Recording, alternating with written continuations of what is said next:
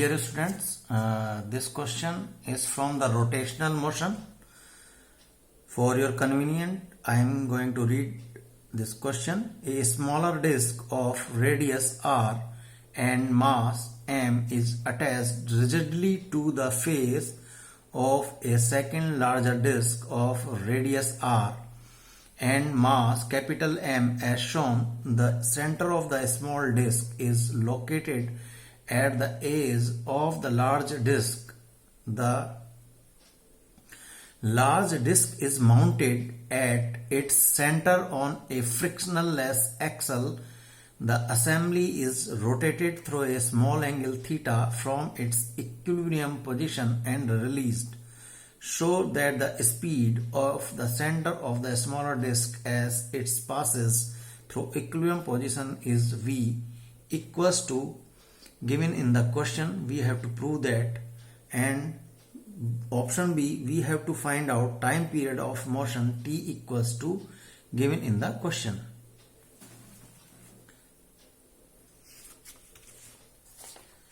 तो क्वेश्चन क्या कह रहा है कि ये एक लार्ज डिस्क है जिसका सेंटर यहां पर O है. ये लार्ज डिस्क अपने सेंट एक्सल पर यहां पर सेट, ठीक है, यहां पर माउंटेड है एक्सल के थ्रू, जिसकी रेडियस कैपिटल R है और इस लार्ज डिस्क का मास कैपिटल M है.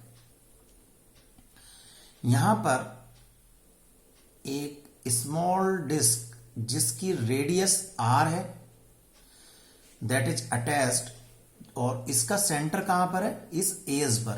ये जो लार्ज डिस्क है इस एज पर है, ठीक है. अब इस पूरे सिस्टम को क्या किया गया, आपने थोड़ा रोटेट करा दिया विद स्मॉल एंगल थीटा. तो होगा क्या सिस्टम, ये इस तरीके से रोटेट होगा एक्सल के थ्रू और इस डायरेक्शन में होगा. तो एक बार क्लॉकवाइज और एक बार एंटी क्लॉकवाइज इस डायरेक्शन में इस तरीके से एक्सल पर ये रोटेट होता रहेगा. तो जब ये रोटेट होगा तो ये जो स्मॉल मास m की छोटी डिस्क है तो कैसा बिहेव करना शुरू करेगी, ऐसा लगेगा जैसे कि एक बार, ठीक है, यहां से सेंटर था तो यहां से सेंटर से स्मॉल थीटा डिस्प्लेस्ड करके एक बार इस पोजीशन पर आई. फिर जब ये large disc anti clockwise rotate हुई तो स्मॉल डिस्क इस पोजीशन पर आई, ठीक है. तो ये जो स्मॉल डिस्क है वो कैसे बिहेव कर रही है, जैसे एक कैपिटल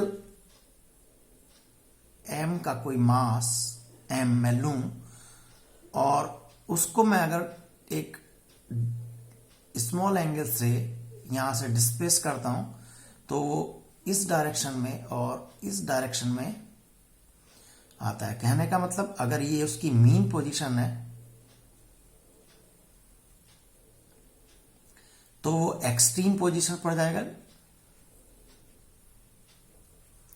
और इधर भी वो एक्सट्रीम पोजीशन पर आएगा, crossing again the mean position.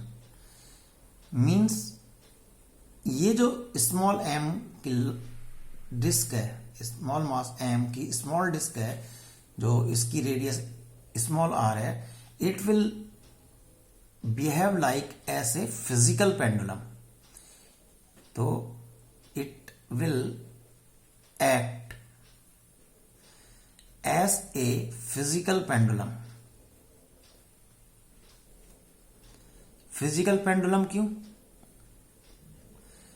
क्योंकि यहां पर इसका मास m है और क्वेश्चन में हमें ऐसा नहीं दे रखा है कि this mass m can be treated as a point object, ठीक है. अगर वो होता तो then we can treat it as a point object, then it will be act as a simple pendulum. Now it will act as a physical pendulum. तो हमें इस मास m की जो है वेलोसिटी निकालनी है, जो यहां पर ये वेलोसिटी आएगी, we have to calculate that. तो अभी होगा क्या, जब ये मीन पोजीशन से इधर आएगा तो क्या होगा, इस तरीके से करने में तो हमें एनर्जी कंजर्वेशन अप्लाई करनी पड़ेगी. ठीक है, यहां पर एनर्जी कंजर्वेशन की काइनेटिक एनर्जी और plus here this the potential energy is constant. तो इसका मतलब change in this kinetic energy plus delta U means potential energy that will be zero means constant. इसका मतलब डेल्टा के eight the top plus delta U eight the top equals to kinetic energy at the bottom plus potential energy at the bottom will be constant.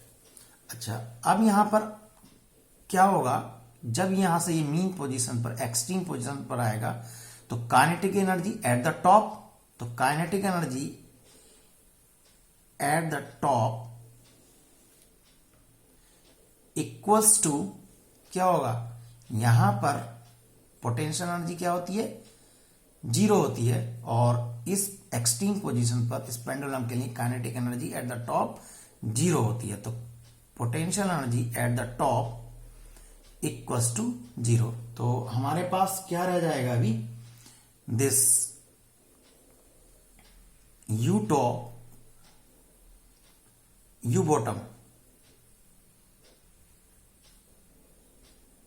Sorry bottom नहीं, top नहीं bottom, sorry, U bottom equals to zero.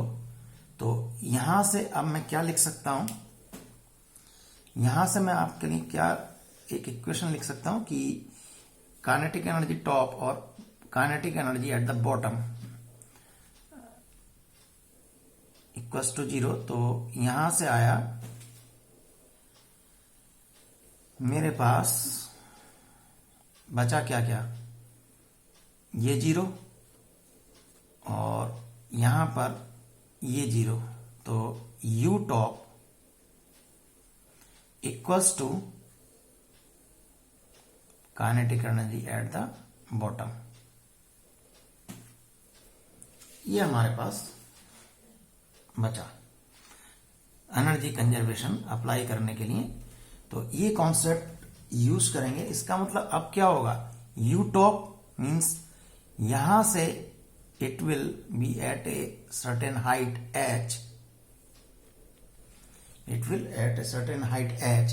तो यहां पर क्या होगा, that potential energy is equal to here this kinetic energy. और kinetic energy भी कैसी होगी, यहां पर रोटेशनल काइनेटिक एनर्जी, क्योंकि ये large disc is rotated through a small angle theta. तो यहां पर एनर्जी कंजर्वेशन अप्लाई कराने के बाद हम क्या लिख सकते हैं, this mgh means potential energy equals to half I omega square. Means potential energy at the top, ठीक है, U top equals to kinetic energy at bottom and that is rotational kinetic energy. अब हम यहां पर क्या निकाल लें, आई, और मुझे अभी क्या निकालना है, वेलोसिटी. यहां पर मेरे पास क्या क्या नहीं है, हाइट एच भी नहीं है, कितना हाइट पर गया है, और ओमेगा, ओमेगा हम v अपॉन आर ये पुट कर सकते हैं. तो यहां पर सबसे पहले h और I निकाल लें। सपोज ये यहां पर था इक्विलिब्रियम पोजीशन पर, यहां से ये एट सम हाइट h पर आ गया है, तो यहां के लिए स्मॉल थीटा था, तो यहां पर क्या कर लें, कॉस थीटा। अगर मैं एक ट्रायंगल लूं दिस ए बी सी, तो कॉस थीटा, और ये मेरे पास कितनी है, r। क्यों r है, क्योंकि यहां पर this is a capital R, तो यहां से अटैच्ड है, सेंटर से, यहां से, तो this will a string like that of radius equivalent. तो यहां से क्या होगा, cos theta equals to this base A B upon this hypotenuse, तो A B equals to R cos theta. ठीक है, ये sorry B point, this is the B point. तो यहां से अब दिस इज टोटल आर, और ये एच अब अगर आपको निकालना है तो suppose, and this point is D point, तो बी डी निकालना आपको। अगर बी डी निकालना है तो क्या होगा, this A D minus A B, and A D is equal to radius R minus R cos theta. तो यहां से निकालेंगे आर 1 माइनस कॉस थीटा, तो that is equal to our this height h। अब यहां पर मोमेंट ऑफ इनर्शिया भी निकालेंगे। मोमेंट ऑफ इनर्शिया क्या होगा, तो यहां पर मोमेंट ऑफ इनर्शिया लिखने के लिए इस कैपिटल M मास की large disc about its centre, तो m r square upon 2 plus this disc of small mass m about its centre, that is m r square by 2 plus this small m mass disk about the center O, that is m r square. So this will be the total moment of inertia. This is of small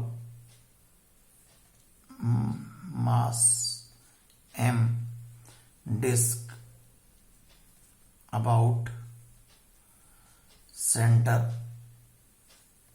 O। अब हमारे पास सब कुछ है, तो then we can put all the values in above equation. यहां पर put करने के बाद क्या आएगा, this will be mg r 1 minus cos theta equals to half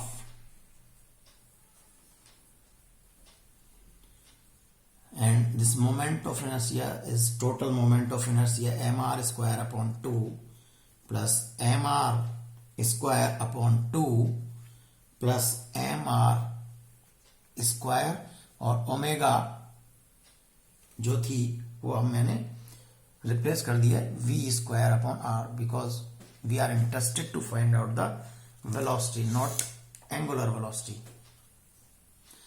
तो यहां से इसको सॉल्व करेंगे तो क्या आएगा, this M G R 1 minus cos theta equals to m by 4 plus this m r square upon 4r square plus m divided by 2, and this is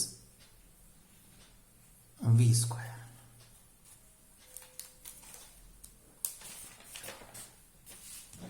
तो यहां से करेंगे तो v square equals to 4gr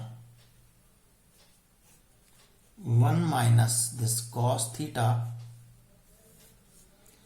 divided by m by small mass m plus r square by capital R plus 2.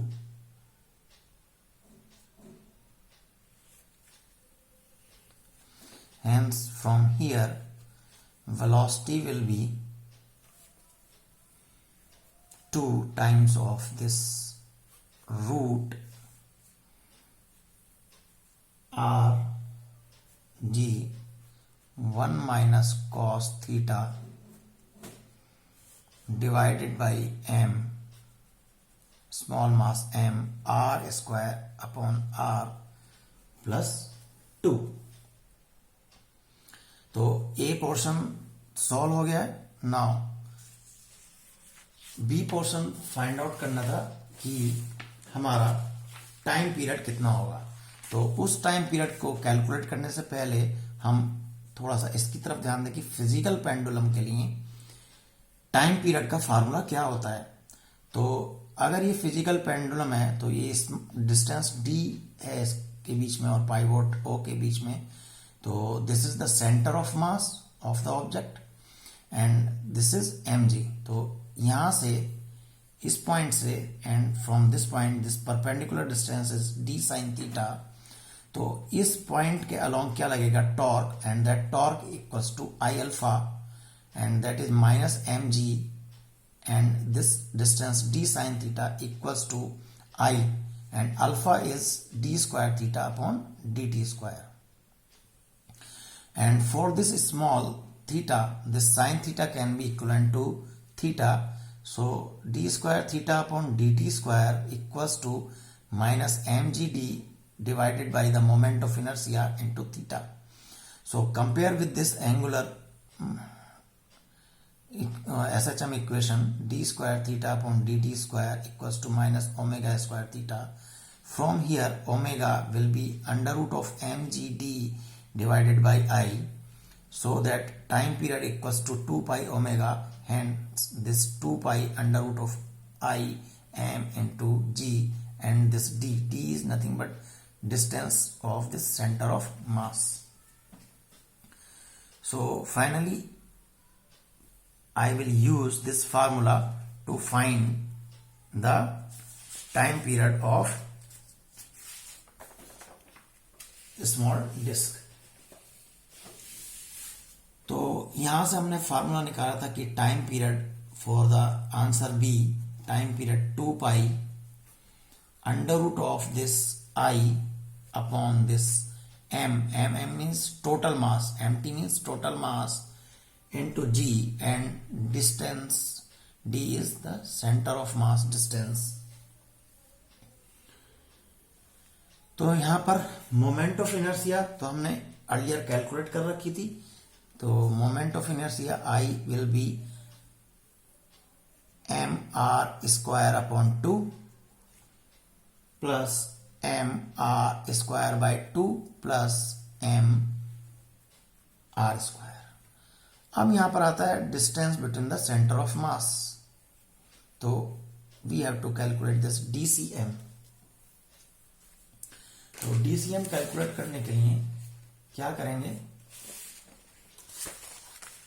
यहां से DCM calculate करना है. यहां से इसका सेंटर ऑफ मास, ये सपोज यहां पर इक्विलिब्रियम पोजीशन पर थी तो centre of mass along from here to here. ठीक है, इसका सेंटर ऑफ मास क्योंकि ये पूरी डिस्क जो है ये भी रोटेट हो रही है और along this is also in the rotating और इसका centre of mass at the edge of this. तो इस टोटल सिस्टम का ठीक है distance of the centre of mass कहां आएगा, that we have to take for the calculation of time period. तो क्या होगा, this will be m into this capital R along at the point of O. but क्या होगा, ये capital M और इसी पॉइंट के अलोंग हम ले रहे हैं कि यहाँ से यहाँ तक, तो that distance between the large disc and mass of this is 0। तो यहाँ से DCM क्या निकल के आएगा, that m into R plus m and 0 and here mass m plus capital M। ठीक है, तो यहाँ से आया that is m into R upon m plus m। अब हमारे पास ये सारी वैल्यूज हैं और इन सारी वैल्यूज को यहाँ पर पुट कर दें, तो time period t will be 2 pi under root of this m r square upon 2 plus m r square upon 2 plus small m r square upon, and total mass is small mass m plus capital M. This is D and I can put this value here, m into r upon m plus m. After rearranging all the terms, hence this time period t is nothing but 2 pi and m plus 2m r square plus mr square divided by 2mg r, and this is the power of 1 upon 2, and this is the final answer. Hope all of you understand. Thank you very much.